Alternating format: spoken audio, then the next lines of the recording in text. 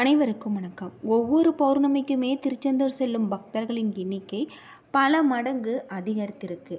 திருச்செந்தூரில் பௌர்ணமி இரவில் கடற்கரையில் தங்கி மறுநாள் காலை முருகனை வழிபட்டு வரதாக சொல்லப்படுது.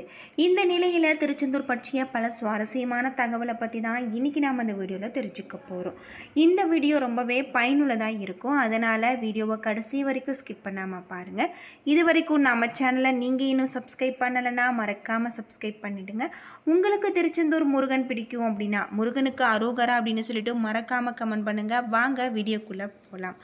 செவ்வாய் முருகனுக்கு உகந்த தினம் என்பதால் இந்த 2024ஆம் ஆண்டு புரட்டாசி மாத பௌர்ணமிக்கு பக்தர்கள் கூட்டம் அலை மோதுவது என்றும் எதிர்பார்க்கப்படுவதாக சொல்லப்படுது. புரட்டாசி மாதத்தில் வரக்கூடிய பௌர்ணமி மட்டுமல்ல, பௌர்ணமி நாட்களில் திருச்செந்தூர் முருகப்பெருமான தரிசித்தால் வாழ்க்கையில் மாற்றம் என்பதும் சமீப காலமாக சொல்லப்பட்டு வருது. பௌர்ணமி என்று தனி சக்தி இருக்குது.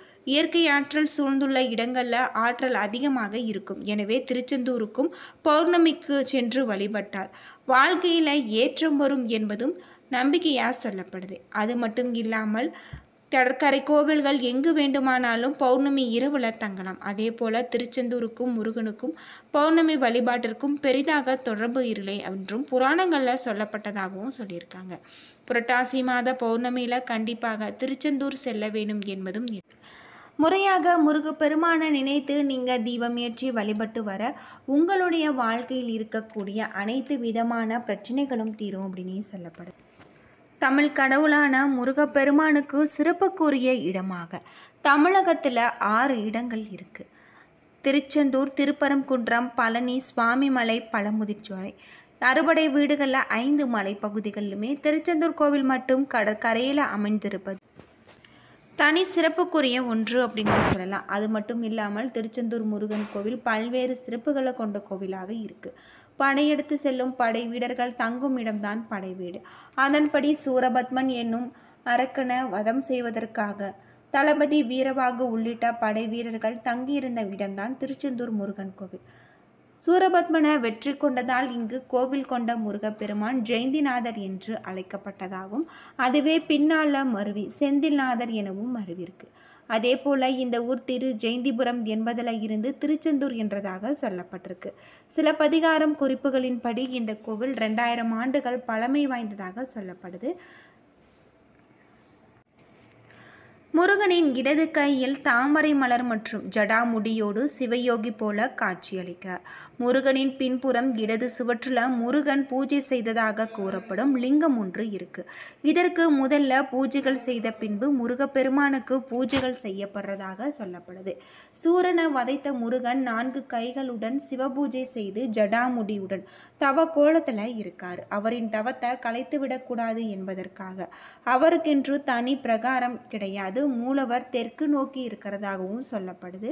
கந்தசஷ்டி விழா கலசினாரின் தங்கள் ஊர் பெண் தெய்வானையை திருமணம் செய்வதற்காகவும் போர் முடிந்து முருகனின் உக்கிரத்தை குறைக்கும் விதமாகும் முருகன் மீது பக்தர்கள் மஞ்சள் திருநீற்று விளையாடியிருக்காங்க.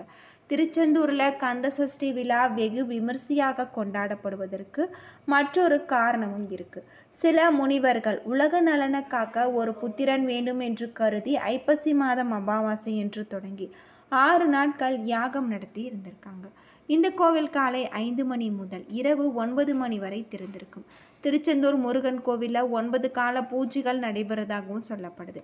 தினமும் மதியம் உச்சி கால பூஜைகள் முடிந்த பின்னர் ஒரு பாத்திரத்தில் பால் அன்னம் எடுத்துக்கொண்டு மோளத்தாளத்துடன் திருச்செந்தூர் கடற்கரையில் கரைக்கிறாங்க. இந்த பூஜைக்கு கங்கா பூஜை என்று அழைக்கப்படுறதாகவும் சொல்லப்பட்டிருக்கு.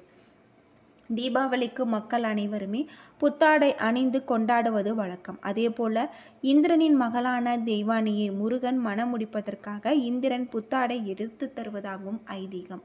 அது மட்டும் இல்லாமல் இங்கு வைகாசி மாத விசாகத்தின் போது கடுமையாக நோன்பு வைத்து காவடி, பால்குடம், அபிஷேகம் போன்றவற்றை இறைவனுக்கு படைக்கிறாங்க. தங்கத்தேர் ஊர்வலம், சந்தனக்காப்பு அபிஷேகங்கள் செய்து வராங்க. பக்தியுடன் முருகப்பெருமானை அபிஷேகம் செய்து வணங்குவதன் மூலம் தங்கள் மனக்கவலைகளை இருந்து விடுபட முடியும் என நம்பிக்கையாக சொல்லப்படுது. கந்தசஷ்டி விரதம் இருப்பதால் திருமணம் ஆகாதவர்களுக்கு திருமண பாக்கியம், குழந்தை இல்லாதவர்களுக்கு முருகனின் அருளால் குழந்தை பாக்கியம் கிடைப்பதாகவும் சொல்லப்படுது. இப்படி பல்வேறு சிறப்புகளை கொண்ட கோவிலாக திருச்செந்தூர் முருகன் கோவில் இருக்குது. 2000 ஆண்டுகள் பழமை வாய்ந்ததாக சொல்லப்படுது. முருகனின் இப்படைவீட்ட சிலப்பதிகாரம் திருச்சீர் அலைவாய் என்றழைக்கப்பட்டதாக சொல்லப்படுது. அலைகள் விளையாடும் மங்க கடற்கரையில் திருச்செந்தூர் அமைந்திருப்பதால் அலைவாய் என்ற பெயரில் அழைக்கப்பட்டிருக்கு. இருவனுக்கு பெருமை சேர்க்கும் விதமாக இத்துடன் திரு என்னும் அடைமொழியுடன் திருச்சீர் அலைவாய் என்று இலக்கியங்களில் பாடப்பெற்ற இதுவே பெயராயிருக்கு. அத்தோடு அலைவாய்ச்சேரல், வெற்றி நகர், சிந்துபுரம் என பல பெயர்களில் அழைக்கப்பட்டிருக்கு. கடுந்தவம் புரிந்து வரங்களை பெற்ற சூரபத்மனை தேவர்கள் துன்புறுத்தியிருக்காங்க. அவனது கொடுஞ்செயல்களால் பாதிக்கப்பட்ட தேவர்கள் சூரபத்மனை அழிக்கும்படி சிவபெருமானிடம் தஞ்சம் அடைந்திருக்காங்க. அவர்களது வேண்டுதலை ஏற்று தனது நெற்றி கண்ணில் இருந்து 6 பொறிகளை உண்டாக்க அதிலிருந்து முருகப்பெருமான் தோன்றியிருக்கார். இவ்வாறு முருகன் தோன்றிய இடமே சூரபத்மனை வதம் செய்து இங்கு வந்திருக்கிறதாகவும் சொல்லப்படுது. முருகப்பெருமானை தரிசிக்க இந்த இடத்துல தவம் செய்து கொண்டிருந்த வியாழ பகவானுக்கு காட்சி அளித்து அசுரர்களின் வரலாற்றை அவர்களிடம் இருந்து கேட்டறிந்திருக்காங்க. தனது படைத்தளபதியான வீரவாகுவ சூரபத்மனுக்கு தூதளிப்பிருக்காங்க. அழிவின் விளிம்பில் இருந்த அசுரன் அதை மறைத்து யுத்தத்திற்கு அரைக்கோவல் விடுத்திருக்கான். முடிவில் முருகப்பெருமானால் வதம் செய்யப்பட்டு அவரது கொடியில் இடம் பிடித்து நட்பேறு பெற்றிருக்காங்க.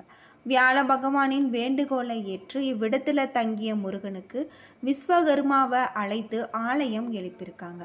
சூரபத்மனை வெற்றி கொண்டதன் குறிக்கும் பெயரால் ஜெயந்திநாதர் என்றழைக்கப்பட்ட முருகப்பெருமானின் பெயர் மருவி செந்திநாதர் என்றும் திருஜெயந்திபுரம் என்பதும் திருச்செந்தூர் எனவும் மாறியிருக்கு. ஓம் என்னும் வடிவில் அமைந்திருக்கக்கூடிய திருச்செந்தூர் கோவில் 17ஆம் நூற்றாண்டில் கட்டப்பட்டிருக்கு. 157 அடி உயரம் கொண்ட இந்த கோவிலின் கோபுரம் 9 தளங்களை கொண்டதாக சொல்லப்படுது. அது மட்டும் இல்லாமல் யாழ் மண்டலத்திலிருந்து மேலே 137 அடி உயரம், வடக்கிலிருந்து தெற்காக 90 அடி நீளமும் கிழக்கு நோக்கி மேற்காக 65 அடி அகலமும் கொண்டிருக்கு. கோபுர உச்சியின் மேற்புறம் 20 அடி அகலம் மற்றும் 49 அடி நீளம் கொண்டிருக்கு. கோபுரம் 9 தளங்களை கொண்டிருக்கு என்பதை குறிக்கும். கோபுரத்தின் உச்சியில் 9 கலசங்கள் இருக்கு. இந்த திருக்கோவில் உள்ள சண்முக விலாசம் என்னும் மண்டபம் 120 அடி உயரமும் 60 அடி அகலமும் கொண்டிருக்கு அப்படின்னு சொல்லலாம். இந்த மண்டபத்தை 124 தூண்கள் தாங்கி நிற்கிறதாகவும் சொல்லப்படுது. கோவிலின் எதிர்ப்புறம் 2 மயில்களின் சிலையும் 1 நந்தியின் சிலையும் அமைக்கப்பட்டிருக்கு. மயில்கள் இரண்டிலும் முதலாவதாக இருப்பது இந்திரனும் இரண்டாவதாக இருப்பது சூரபத்மனையும் குறிக்கிறது. நந்தி பெருமாள் பஞ்சலிங்கங்களின் வாகனமாக இருக்காங்க. முருகப்பெருமான் இருவேறு தோற்றங்களை தனித்தனியாக எழுந்தருளி அருள்பாலிப்பது இந்த திருக்கோவிலின் சிறப்பாக இருக்கு. தெற்கு திசையை பார்த்தவாறு சண்முகர் என்ற பெயரும், கிழக்கு திசையை பார்த்தவாறு பாலசுப்பிரமணிய சுவாமி என்ற பெயரிலும் வெவ்வேறு சன்னதியில் அருள் செய்கிறதாக சொல்லப்படுது. சூரபத்மனை ஆட்கொண்ட முருகப்பெருமான் வெற்றிக்கு நன்றி செலுத்தும் விதமாக தாமரை மலர வைத்து சிவபூஜையை செய்திருக்கார். இதனால் முருகப்பெருமானின் வலது கரத்தில் தாமரை மலர் இருப்பதை இன்றுமே நம்மால் காண முடியும் அப்படின்னு சொல்லப்படுது. சிவயோகி தலையில் ஜடாமகுடம் தரித்திருக்கும் இவருக்கு இடது பின்புற சுவற்றில் ஒரு லிங்கம் இருக்கு. இந்த லிங்கத்திற்கு தீபாரதனை காட்டிய பிறகு முருகப்பெருமானுக்கு தீபாரதனை நடக்கிறது. அதே போல சண்முகர் சன்னதியில் சுவாமிக்கு பின்புறத்தில் லிங்கம் இருக்கிறதாக சொல்லப்படுது. என்ன நண்பர்களே, இந்த வீடியோ உங்களுக்கு பயனுள்ள தகவலை தந்திருக்கும்னு நினைக்கிறேன். வீடியோ பிடிச்சிருந்தா லைக் பண்ணுங்கள், ஷேர் பண்ணுங்கள், கமெண்ட் பண்ணுங்கள். இது போல தகவலை தெரிஞ்சிக்க நம்ம சேனலை மறக்காமல் சப்ஸ்கிரைப் பண்ணுங்கள். நன்றி நண்பர்களே.